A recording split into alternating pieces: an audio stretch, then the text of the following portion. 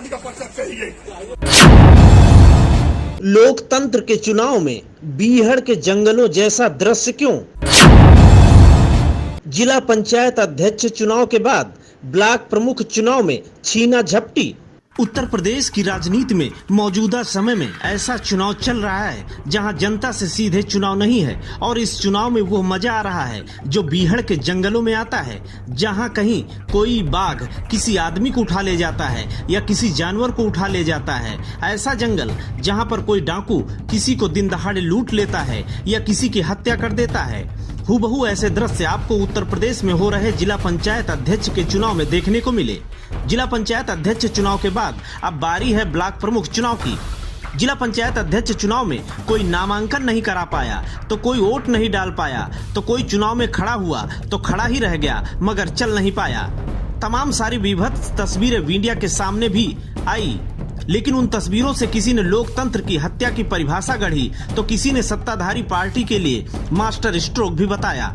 लेकिन एक बार फिर ब्लॉक प्रमुख चुनाव के लिए पर्चा खरीदने के दिन ही ऐसी तस्वीरें देखने को मिली जहां समाजवादी पार्टी के नेताओं के साथ पर्चा खरीदते वक्त दुर्व्यवहार हुआ। किसी के हाथ से पर्चा छीना गया तो किसी को उठाकर बाहर फेंक दिया गया।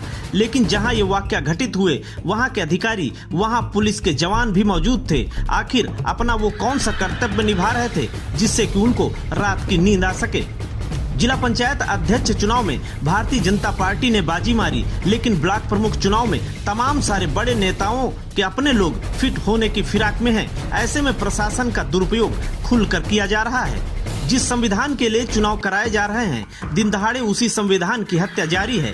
देश का चुनाव आयोग निर्विरोध, निष्पक्ष और निश्चल चुनाव कराने का दावा करता है, लेकिन कुछ तस्वीरें हम आपको ऐसी दिखा रहे हैं जिसको देखने के बाद ना तो इस देश की सरकार को और ना ही चुनाव आयोग को हजम होंगी। हम आपको स्क्रीन पर दो तस्वीरें दिखा रहे हैं। एक तस्वीर देवरिया जिले की है जहां पर रुद्रपुर ब्लॉक पर ब्लॉक प्रमुख पद के लिए पर्चा खरीदने को लेकर पूर्व विधायक अनुग्रह नारायण सिंह उर्फ खोखा सिंह को बलपूर्वक पुलिस ने ब्लॉक परिसर से उठाकर बाहर फेंक दिया। और दूसरी तस्वीर कन्नौज जिले के छिबरामऊ की है जहां बीजेपी प्रत्याशी बादाम पाल के गुंडों की गुंडई ऐसी कि सपा प्रत्याशी सुमन सिंह के हाथ से पर्चा भी छीन लिया, जबकि तमाम सारे पुलिस के जवान वहां दिख भी रहे, लेकिन उनके सामने ऐसी हरकत हुई कैसे। इन तस्वीरों के बाद शायद जीतने के बाद भी भारतीय जनता पार्टी को गर्व महसूस नहीं होगा, क्योंकि लोकतंत्र की जिस गद्दी के लिए चुनाव हो रहा, अगर उस गद्दी की लड़ाई में लोकतंत्र ही छलनी हो जाए तो फिर ये बेहद शर्म की बात है। Bureau report, Ashok Kumar Yadav, INF Uttar Pradesh.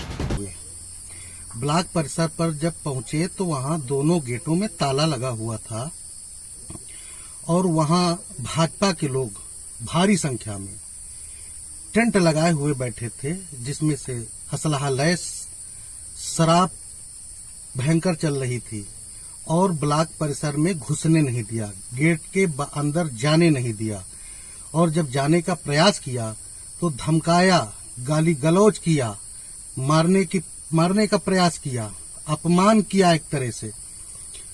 उसके बाद भी मैं डटा रहा, अंदर जाने नहीं दिया।